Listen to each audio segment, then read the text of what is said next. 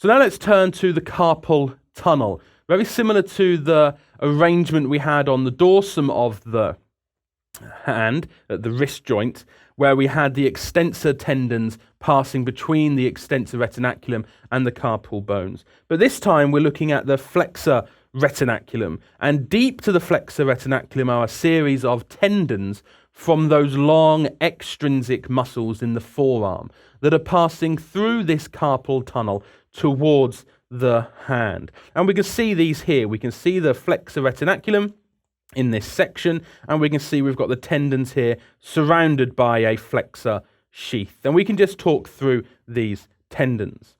So the long tendons of extrinsic muscles enter the hand through the carpal tunnel. This carpal tunnel is formed by the flexor retinaculum and the concave palmar aspect of the carpal bones. So the way the carpal bones are arranged is that along their palmar surface, they are actually concave. And then with the flexor retinaculum passing over, they then create this tunnel. Includes the flexor tendons of flexor digitorum profundus, flexor digitorum superficialis, and flexor pollicis longus. So the tendons of these forearm muscles, these extrinsic muscles, pass through the carpal tunnel. And we can see these here.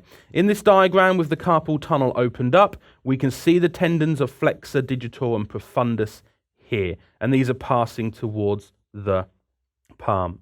If we look here, we can see the cut tendons of flexor digitorum superficialis, and these also would have entered through the carpal tunnel. We can see that here.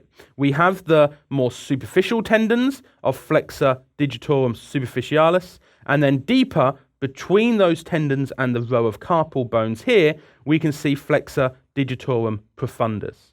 We can also see flexor carpi radialis tendon here, and we can see flexor pollicis longus tendon here. So we can see these tendons passing through the carpal tunnel.